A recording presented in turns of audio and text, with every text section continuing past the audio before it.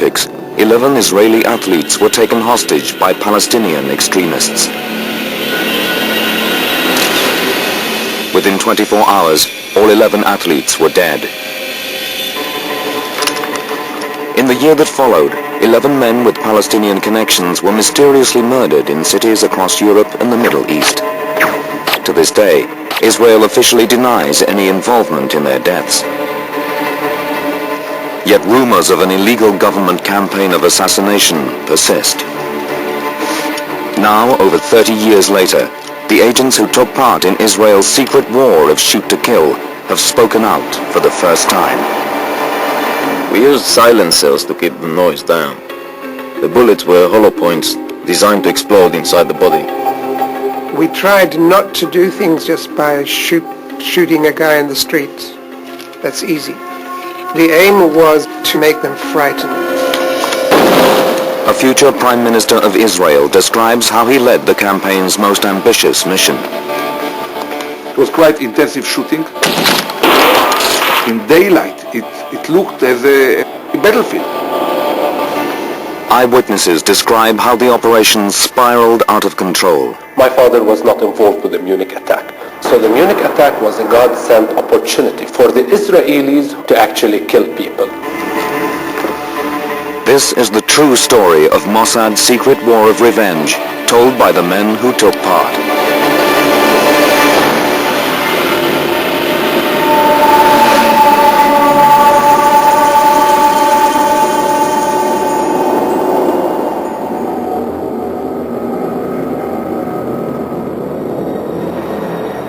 September the 5th, 1972, the Olympic Games, Munich, Germany. 8 gunmen from a little-known Palestinian group called Black September infiltrate the Olympic Village. In the glare of the world's media, 11 Israeli athletes are held hostage.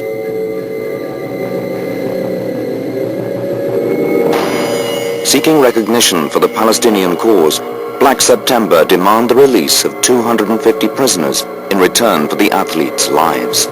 I'm Jim McKay speaking to you live at this moment from Munich, West Germany. The Olympics of Serenity have become the Olympics of Terror.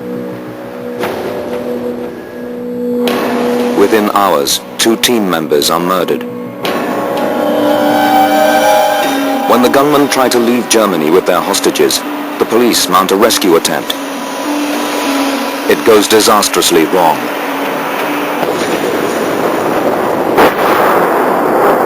Black September turn on their captives. All the Israeli athletes are killed. The scene was undescribable because they kept them hostage. One of them they killed there in front of his friends, and they had to watch as he slowly bled to death. I said to myself, look, if this is the way that my husband, who was 27 years old, spent his last hours of his life, somebody is going to pay for it. And I'm not going to rest until I find justice for this.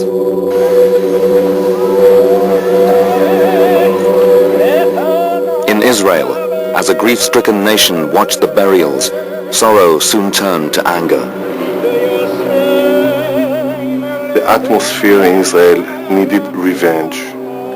The people in the street needed revenge, and everybody wanted the Israeli to do something, to react, to revenge, to retaliate in some way that would be painful. The nation looked to Israel's Prime Minister, Golda Meir, a hardened veteran of many conflicts with Israel's neighbors.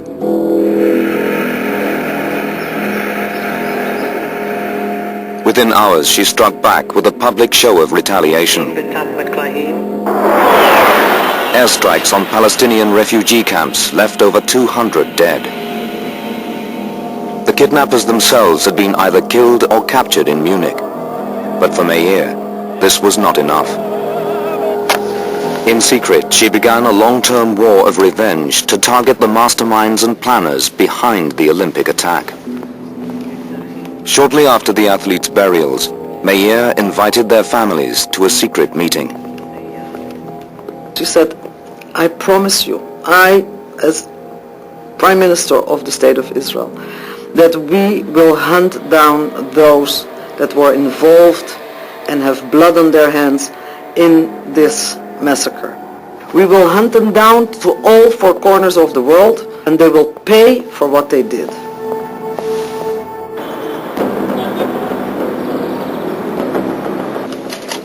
The task fell to Israel's Secret Service, Mossad. Senior Mossad officials Ephraim Halevi and David Kimchi recalled the atmosphere that swept the intelligence community. It's a declaration of a war. An act of this magnitude and of this consequence, like in Germany, could not just go by unanswered. We really were absolutely livid. We wanted to get at everyone who was responsible for this attack and to kill him. In secret, Mossad planned an extraordinary response to the terrorist attack in Munich. It became known as Operation Wrath of God. Now, for the first time, members of Mossad's assassination squads talk about their actions. Their appearance has been changed, and their words are spoken by actors. The impact of Munich was huge. I was on duty in Mossad HQ the night it happened. I felt a cold anger. The boss came up to us. He said, "You men will be the outstretched arm of this office." I realized we were at the beginning of a very busy period.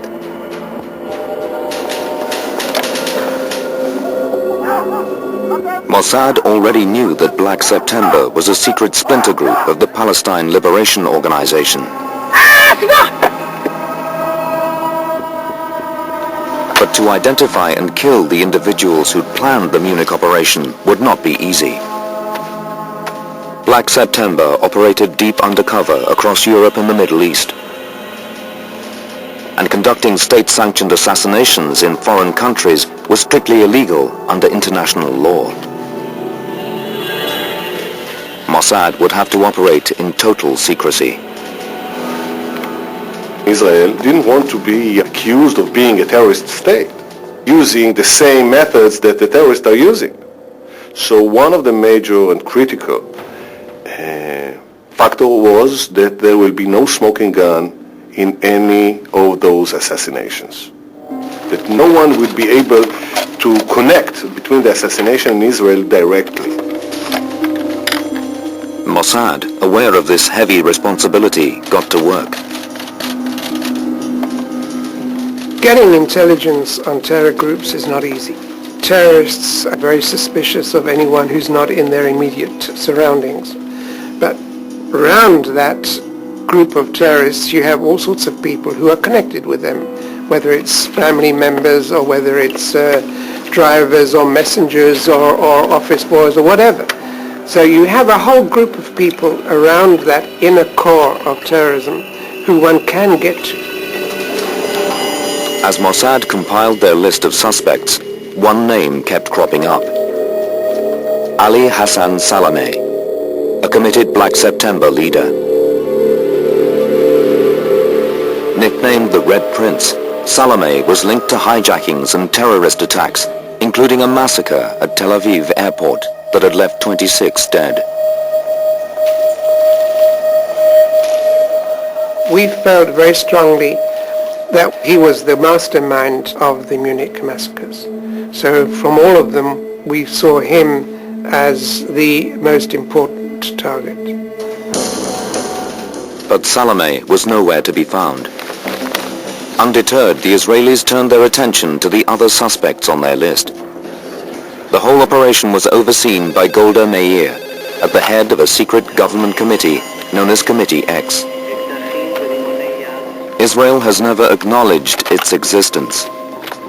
Yet in secret, Meir abandoned all legal process, transforming herself into judge, jury, and executioner at the stroke of a pen. All the information was collected, analyzed, and sent to Committee X, the committee of government members headed by Prime Minister Golda Meir, who would approve or not approve the assassination of the target. Barely 3 weeks after the Munich massacre, Committee X had approved its first assassination. Mossad now prepared the ground for a top-secret hit in the heart of Europe. The first target, a man Mossad believed to be a high-ranking Black September operative in Italy.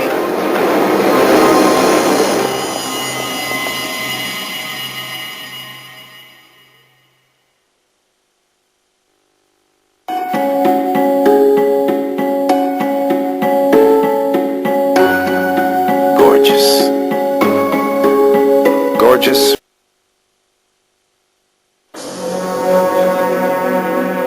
Within weeks of the 1972 Munich Olympic massacre, Israel's Secret Service were on the trail of their first target. Wael Zweiter, a 30-year-old translator for the Libyan embassy in Rome. To his Western friends, Zweiter was a peaceful left-wing author. But Mossad believed he was the head of Black September in Italy and deeply involved in planning the Munich massacre. Planning Zweiter's assassination was a multi-staged operation tightly controlled from Mossad headquarters in Tel Aviv. First, a surveillance team would be coming from Israel. They would do most of the surveillance, the electronic and the physical surveillance on the target. The target, we did our absolute best to get agents alongside and to get to know what they're thinking, what they're doing, what they're eating for breakfast. And we wanted to know everything possible about them. Within a few days, a 15-man team had built a detailed picture of Zweiter's movements. They knew he's coming back every night, very late, in a neighborhood that at around 10 or 11 o'clock at night, there isn't a lot of people outside.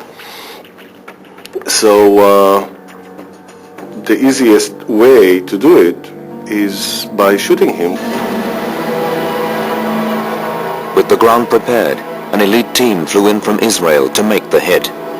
Assassins, trained to take out any target, in any setting, in any disguise. Violent operations are done by a subdivision called Kaidon.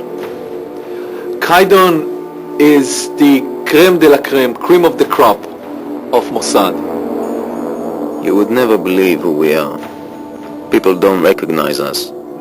We are always in the shadows. We are the ghosts, the quiet ones. For Kaidon, you have the best people with very rich, extensive military past experience, either from the Naval Commando or from Sayeret Matkal, the Israeli SAS. The level of secrecy of Kaidon is the highest in Mossad. Even their closest friends do not know who they really are. In position near Zweiter's apartment block, 2 Kaidon assassins prepared to carry out the hit. Officer G was on that mission. He reveals for the first time what happened that night. We carried Beretta 22s, which is good for shooting close. We also used silencers to keep the noise down. The bullets were hollow points designed to explode inside the body, inflicting maximum damage.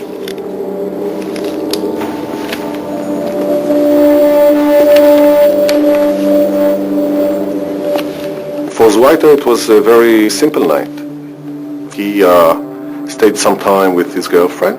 She was Australian.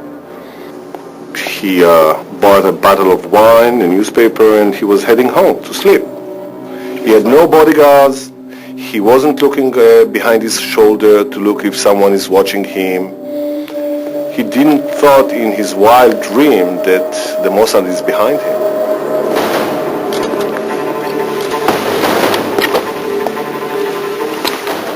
I was focused on the target. I don't remember what I wore. I don't remember the weather.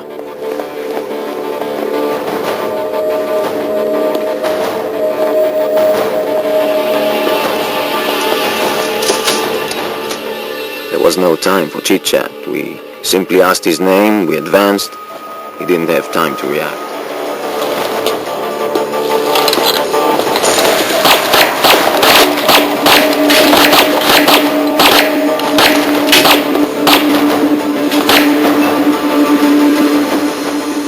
We shot him in the entrance to the elevator. 2 full magazines were emptied. The last shots were to the head to make sure. The killers then calmly left the building. You are not supposed to run from the place. You are walking out of the place. There was a getaway car, it took them, and they disappeared. I have nothing against this guy, but he was mixed up in terror and sabotage. If I think of him and his family, I get sentimental. But for me, he was a target who was doing damage, and I accepted my orders.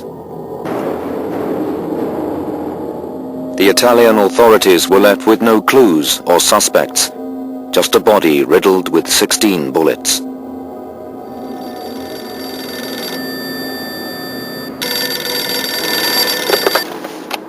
I was called at home, and a person asked if this is Anke Spitzer. I said yes. And he said, listen to the radio, the next news bulletin, which is at 10. And I said, who is calling? And they said, never mind. In Italy are investigating the mysterious death of a Palestinian activist, while Schweitzer, 30, was believed to be linked to the terrorist group Black September. There was an announcement that they had liquidated one of the people who was involved in the Munich massacre.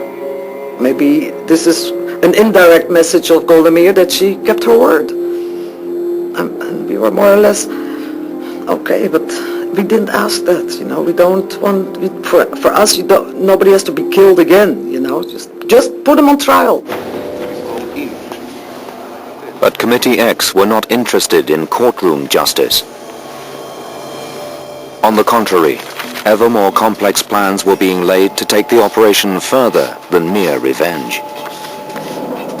The aim was not so much revenge, it was mainly to make them frightened.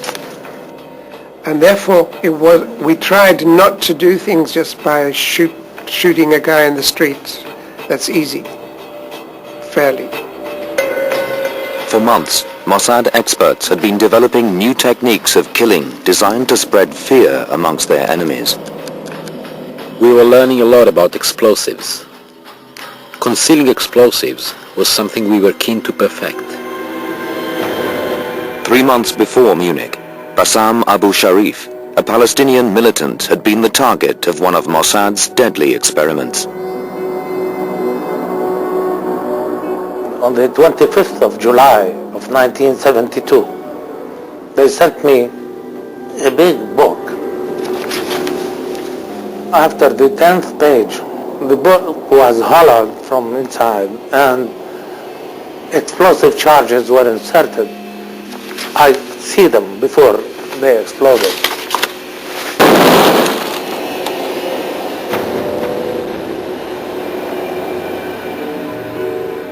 I lost this eye. No, this eye is glass. And I lost the fingers. And it was supposed to cut me from the head and from here. The bomb aimed at Bassam Abu Sharif had narrowly missed its target. But the technique of targeted bombing would now be used in revenge for Munich. Mossad's campaign of psychological warfare moved to the streets of Paris.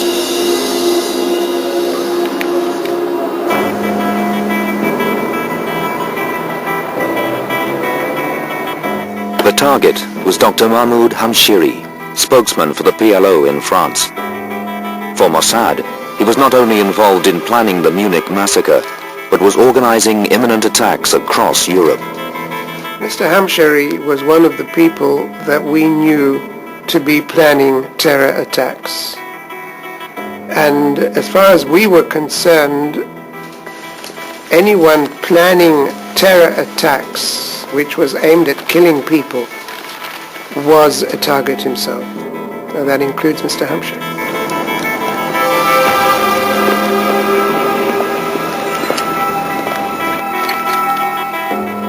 Intensive surveillance had revealed that Hamshiri lived with his wife and child in a luxury apartment in southern Paris.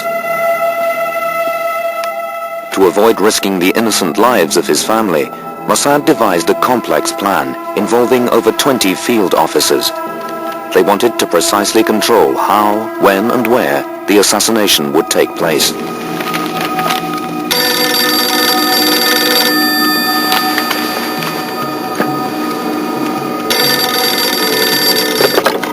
An agent posing as an Italian journalist telephoned Hamshiri to request an interview at a nearby cafe. While he was absent, a specialized burglary unit called the Keshet got to work.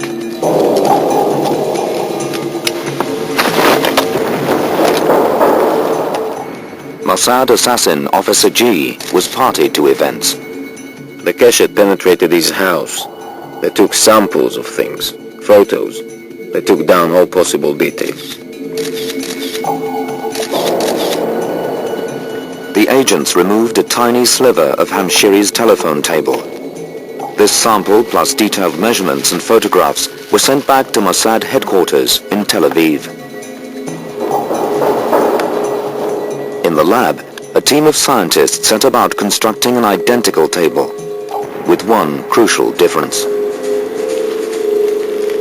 In the Hamshiri case, a special plate that was similar to the plate of marble was prepared in Mossad laboratory in Israel and filled with TNT. The explosives were made in Israel, and the bomb was put together by a genius of bomb making, an expert from the military. By the 5th of December 1972, the preparations were complete.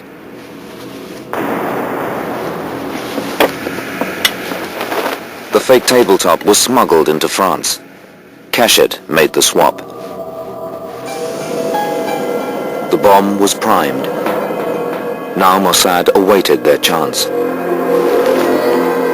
Meanwhile, the unwitting Hamshiri gave an interview to French television. It was to be his last. Alors donc, un Munich est absolument impossible en France. Impossible. Impossible parce que pour nous, nous considérons que le peuple français est un peuple ami. Une dernière question. Est-ce que vous pouvez vivre tranquille en France? Est-ce que vous ne craignez pas pour votre vie? Pour nous, pour moi, non. Mais je pense qu'il ne faut pas tenter le diable. On Friday, the 8th of December, Mossad agents close to the scene reported that Hamshiri's wife and daughter were leaving the apartment. The target was alone. The trap was set. At 9:25 a.m., the agent posing as the Italian journalist made a last call to Hamshiri. The whole idea of calling him is to make sure that he will be very close to this table, answering the telephone, and at that time you just need to hit the remote control and the bomb will explode.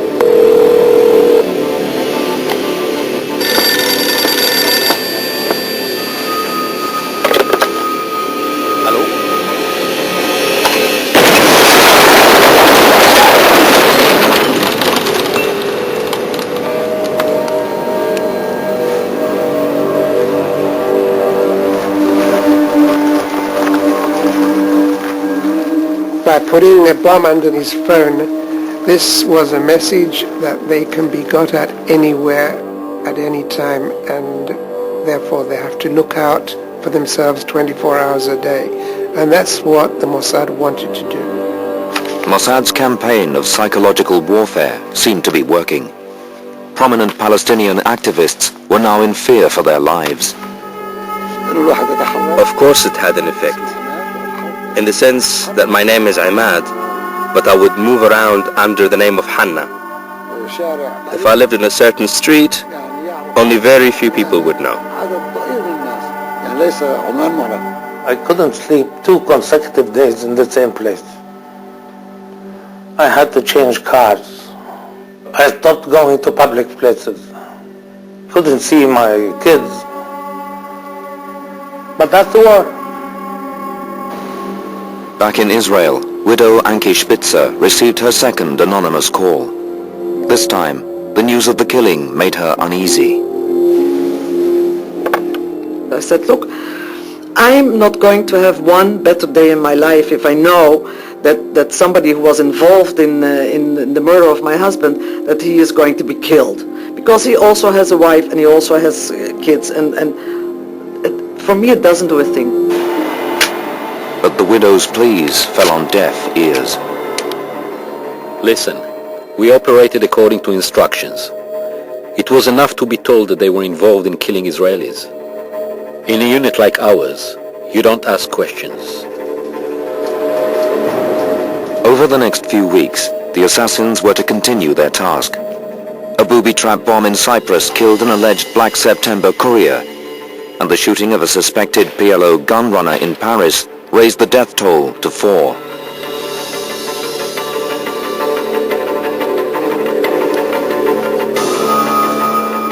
Despite the growing body count, European governments seem to be unaware of the operation going on in their capital cities.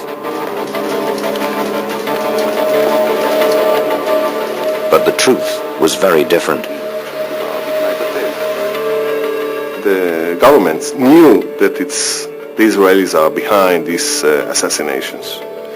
And since the explanation was an Israeli revenge for Munich, they weren't so hard on the Israelis. After Munich, most of the more advanced security services began cooperating on a much more serious scale. That did not include taking out those who took part in Munich.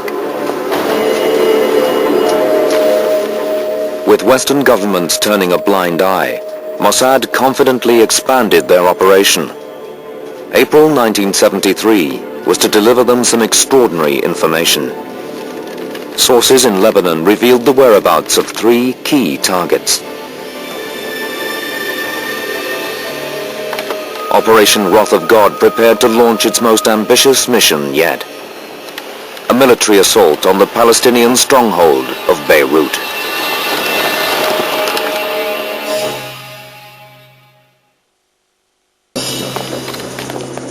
By the spring of 1973, Mossad's campaign against Black September had led to 4 assassinations. Now Mossad were to receive some high-grade intelligence from Lebanon. It was a tip-off that would lead to carnage. In early 1973, the Mossad got a small bit of information about 3 leaders, the exact location of their apartments within Beirut. Abu Yusuf, Kamal Nasser and Kamal Adwan were leading PLO militants. Mossad were convinced of their involvement with Black September. The 3 targets all lived with their families in the same street in downtown Beirut, headquarters of the PLO. But launching an operation would not be easy. Lebanon was a hostile foreign country, and the targets would be defended by armed bodyguards day and night.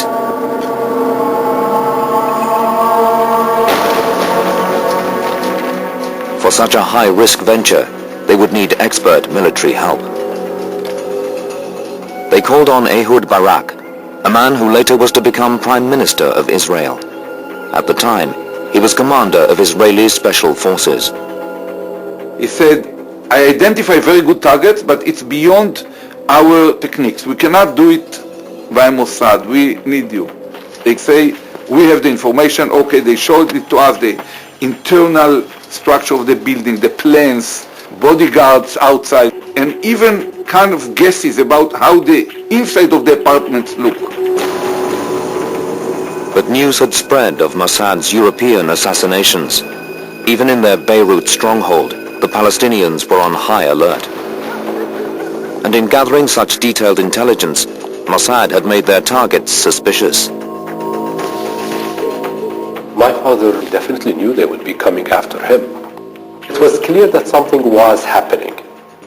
When, how, what, no one knew. Different signs, like for example the beggar that all of a sudden stayed in front of our building night and day.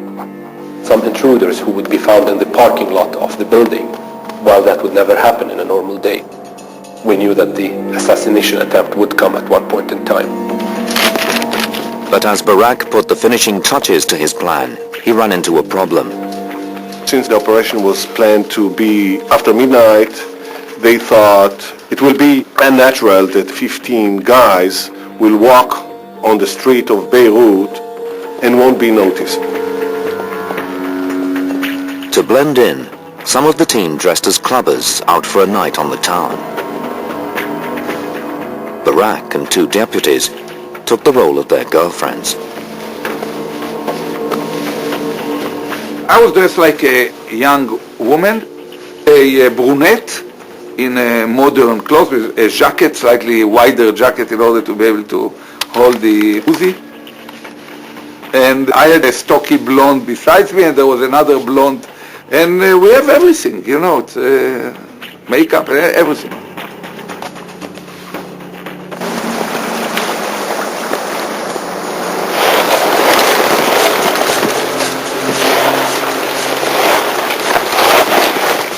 Under cover of darkness, Barak's heavily armed team landed by boat on the Beirut shore.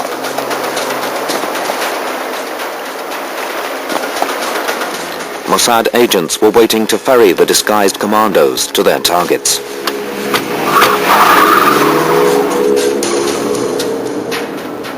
Two of the younger officers in my unit raised some doubts whether it is morally justified to go and kill people in their apartments. And I told them, yes, it is justified.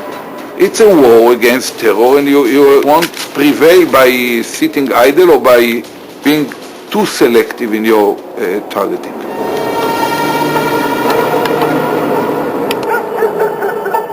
"3 miles across town, Kamal Adwan was working late at his desk.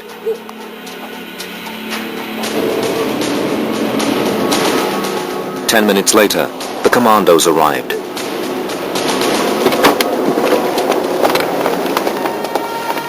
We sent the squads into the high-rise buildings and waited for them to climb.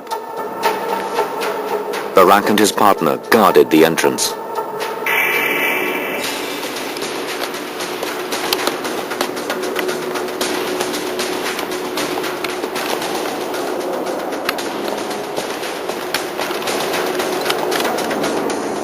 It was about 2 o'clock in the morning.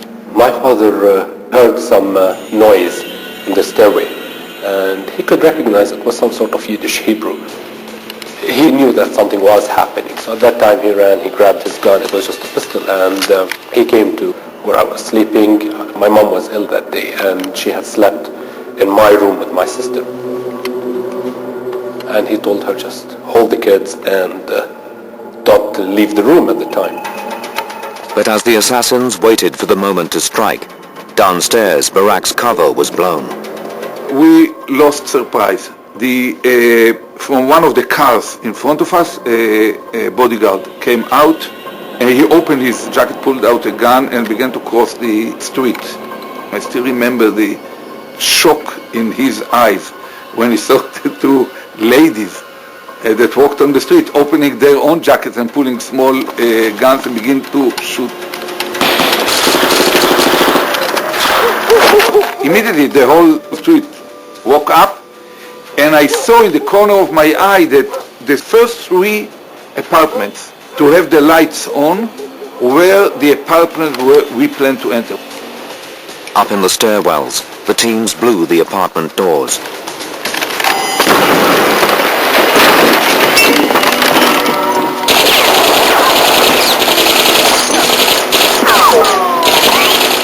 My father just sort of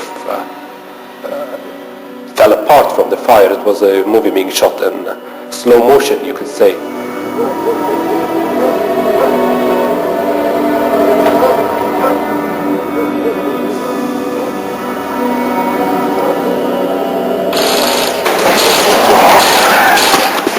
It was quite intensive shooting. The Land Rover full of armed police came, and some jumped out and began to exchange fire from us from 15 meters.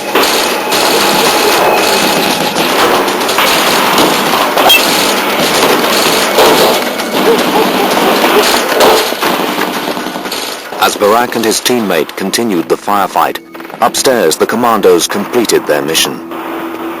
My father was killed. My mother remembers that they were asking, what should we do with the family? And then suddenly the killers just left. The 3 squads came back. It was no more than 7 or 8 minutes of shooting. Mission was accomplished and we get into the cars. Barak's team sped back to the beach, leaving behind a trail of destruction. Daylight would reveal the true cost. It looked as a battlefield. In fact, we killed not just the 3 terrorists, we killed 7 or 8 of the Lebanese armed police, and the wife of one of the terrorists, she also was killed, and one of the neighbors was killed from the explosive charge that had to open the door. In the days that followed, it was claimed that Israel's action had cost 20 innocent lives. Furious protests erupted across the Arab world, claiming that the targets had nothing to do with Munich at all. In Israel, the athletes' widows grew angry. I asked the other widows, I said, did you know there were so many people involved in Munich? Because if you ask me, they, by the way, on the run, they took out a few more people. I don't know, because it cannot be that all these people were involved in the Munich massacre. The reality of the matter, and speaking from a historical fact perspective, my father was not involved with the Munich attack. This is something out there to be researched and verified by any credible historian. However, my father was responsible for organizing the resistance in the West Bank. So the Munich attack was a God-sent opportunity for the Israelis to actually kill people. The Beirut raid was a turning point. What had started as Golda Meir's revenge against those behind the Munich massacre had become a general campaign against all militant Palestinians. A very senior officer involved said, a terrorist is a terrorist is a terrorist. We don't want to check too much into the details. It's not important if he was involved deeply in the Munich massacre or he wasn't. If he didn't do it yesterday, he will do it tomorrow. He's a terrorist. A terrorist is a terrorist is a terrorist. None of the people on the list were innocent. Many were vying to stage more acts of terrorism, and this justified the assassination of people who were only indirectly involved. Over the next 3 months, Mossad carried out 4 more assassinations, all by booby-trap bombs. Death returned to Rome and Paris. A killing in Athens brought Mossad's total to 11. Each time, the victim was branded a planner of Munich. Then, in June 1973, Mossad received a tip-off from a trusted source. The source revealed the whereabouts of Ali Hassan Salameh, Israel's #1 target. Mossad thought they finally had their man. But things were about to go horribly wrong. Salameh had been traced to Norway, but the unexpected news caught Mossad unawares. With all their top operatives busy on other missions, Mossad was forced to improvise. Since the whole operation was planned in a hurry, the Mossad didn't send the best officers they had. They didn't arrange a good cover story for each and every one. There was not enough support in Norway to do the job. They even took 2 people who were not fully trained professionals. A hit team, including officers with no field experience, was hurriedly thrown together. And on the 18th of July, 1973, they flew to Oslo. The team followed the trail to the sleepy northern town of Lillehammer.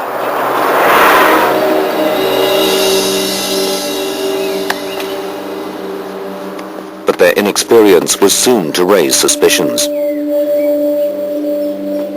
In this small town, most of the inhabitants were blonde, right? And this group of 6, 7 or 8 or sometimes more, brown or black hair, they attract attention immediately. Unaware that they had been noticed, the team continued their search. At noon on the 20th of July, they believed they'd found their man.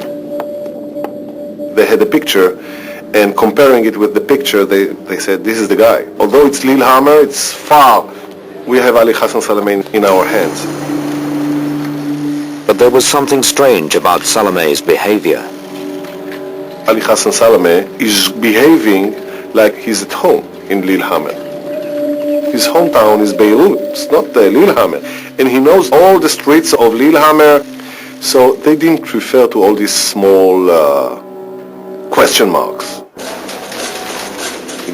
Within hours of the identification of Salameh, Tel Aviv gave the go-ahead.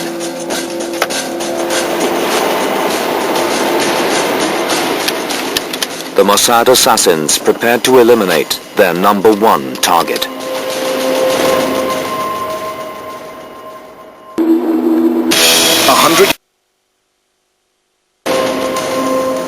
Lillehammer, Norway, July the 21st, 1973. On the third floor of a tower block, 23-year-old Dagmar Bring was spending a quiet evening in. I was knitting and watching a very exciting film. I stood up and looked out of the window. I saw a car and a man jumping out and walking over to the couple. I thought he was asking directions. He had on dark clothes, and to me it looked like he had a ski mask.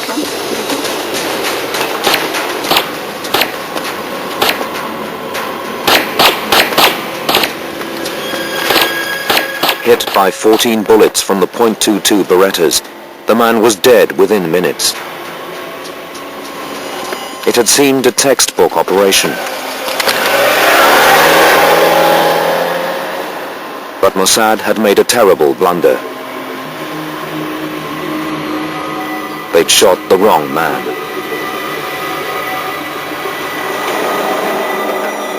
Ahmed Bouchiki, an innocent Moroccan waiter, had lived in Norway for 5 years. Mossad had mistaken him for the mastermind of Munich.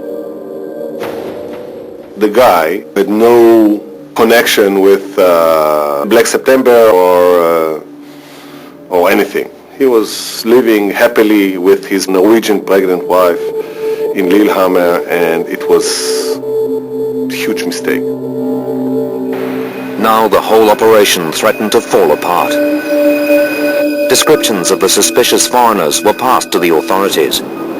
Police swooped on 2 members of the support team. Their lack of experience would prove their undoing. They were the first to be caught. They broke down in interrogation. Their disguise was blown up, and they led to other people involved, and almost the whole network was cracked, and the Lillehammer fiasco occurred. It's not only that they killed the wrong guy, they were caught. Within days, the police rounded up 6 agents. At the trial, details of Israel's secret operation were exposed. When the agents were convicted and jailed, the world's press had a field day. The Lillehammer operation became the greatest disaster in the history of Mossad. Lillehammer was an operation gone wrong from beginning to end, and it's something that none of us are very proud of. But as I say, you get good ones and you get bad ones. I mean, that's part of the game, if you like. The only intelligence agency that never gets these things wrong are the ones that don't do anything. Bowing to international outrage, Committee X was quietly stepped down. Israel's secret campaign had ended in public disgrace. Operation Wrath of God was officially over. But Mossad did not forget about Ali Hassan Salameh. 2 years after the Munich massacre, Palestinian leader Yasser Arafat and his team were invited to the United Nations. By his side, a living taunt to the Mossad watchers, Salameh himself. Hassan Ali Salameh was an open wound for Mossad. They knew that while in United Nations vicinity, they cannot harm him, and they were deeply frustrated. Provoked, Mossad reopened his file, but for 5 years the trail went cold. Then in January 1979, Salameh was tracked down to war-torn Beirut. His daily routine was monitored.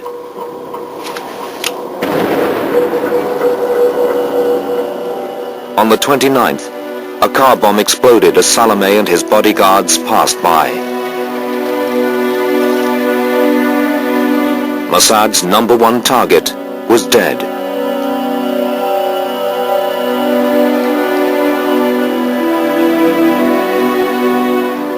With the killing of Salameh, Israel finally closed the chapter on the Olympic massacre. Revenge had been taken, but at what cost? The Palestinian problem did not start with Munich, and it will not end with the assassination of leaders like my father or others. To kill people and to think that killing people would solve any problem is silly. It should have happened in a different way, just taking out these people, not by shooting them, but by bringing them to justice, to trial. We trusted our leaders and saw our task as sacred. Even today, I have no doubts. Was it worth it? Now, if you ask Mossad, the answer is definite yes.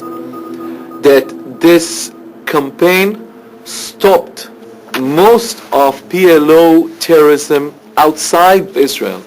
Did it help in any way to bring peace to the Middle East? No. Strategically, it was a complete failure. There is only one realization. What happened, happened. What was done, was done. The controversy surrounding Israel's campaign of revenge still rages.